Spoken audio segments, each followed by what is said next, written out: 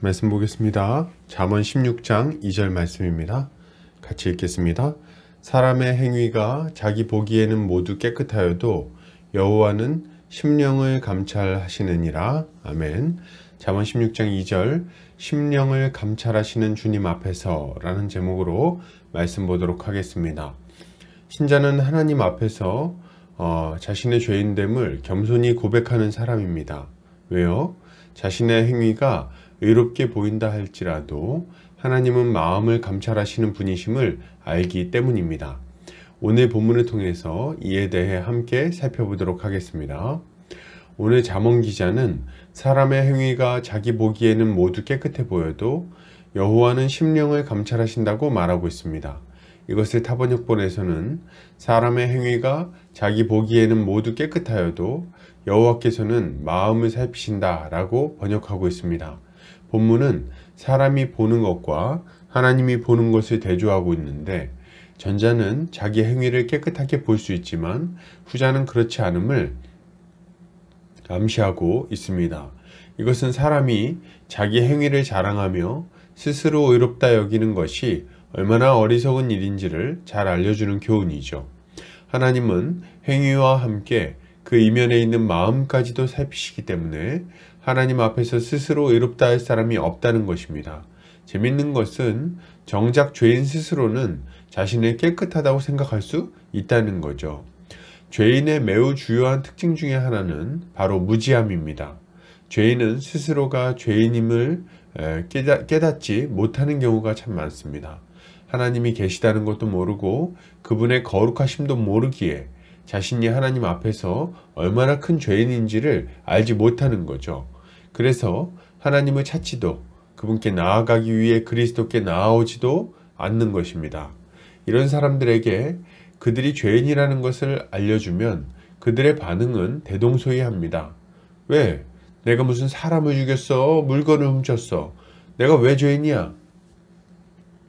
혹은 나보다 더 깨끗한 사람이 있으면 나와보라 그래. 난 그렇게 나쁘게 살지 않았어. 이들은 자신들이 깨끗한 삶을 살았다고 말하곤 합니다. 또 다른 이들과 비교해 봤을 때 더 정의로운 삶을 살았다고 자부하기까지 하는 거죠. 그래서 자신의 죄인됨을 받아들이지 못하고 반발하는 것입니다. 이들과 비슷한 인물들이 성경에도 등장합니다. 누굽니까? 바리새인과 서기관들이에요. 이들은 스스로의 행위에 대해서 매우 자신만만하던 자들이었습니다. 하나님 앞에 의인이라고 생각했고 메시아가 오면 자신들을 먼저 구원하여 영생에 들어가게 해줄 것이라고 확신했어요. 이들은 어떻게 이런 확신을 가지고 있었던 것입니까? 첫째는 율법에 대해서 아주 잘 알고 있었고, 둘째는 그 율법을 지키기 위해서 굉장히 노력했으며, 셋째는 상대적으로 다른 사람들에 비해서 더 나은 삶을 살고 있었기 때문입니다. 이들은 율법 교사였어요. 다른 이들에게 율법을 해석해주고 알려주는 자들이었다는 말이죠. 그리고 자신들 스스로도 이 율법을 지키기 위해서 엄격한 삶을 살았습니다. 실제 율법에서 명령하는 것보다 더욱 엄격한 기준을 만들어서 지키려고 애썼죠. 그랬기에 이들은 다른 사람들보다 상대적으로 훨씬 더 거룩해 보이는 삶을 살았습니다. 말씀을 가까이 했고 정기적으로 기도를 했고 금식을 했어요. 이들의 표정과 말투와 행동은 모두 거룩함의 표상처럼 보였습니다. 그러니 이들은 스스로를 의롭게 여긴 것입니다. 그러나 이들을 향한 하나님의 평가는 무엇입니까? 하나님의 은혜를 거절하고 스스로의 의를 자랑하는 독사의 자식들이요 외식하는 악인들이었어요. 이들은 스스로를 의롭게 여긴 나머지 죄인들을 위해 이 땅에 오신 예수 그리스도를 영접하지 못한 것입니다. 여러분, 지금도 마찬가지예요. 우리도 이들과 똑같은 잘못을 범할 수가 있습니다. 우리 자신의 의를 과신해서 주님께로 나아오지 못하는 잘못 말이죠. 우리는 우리 자신의 의를 자랑하는 동안에는 결코 하나님의 의가 되시는 예수 그리스도를 만날 수 없습니다.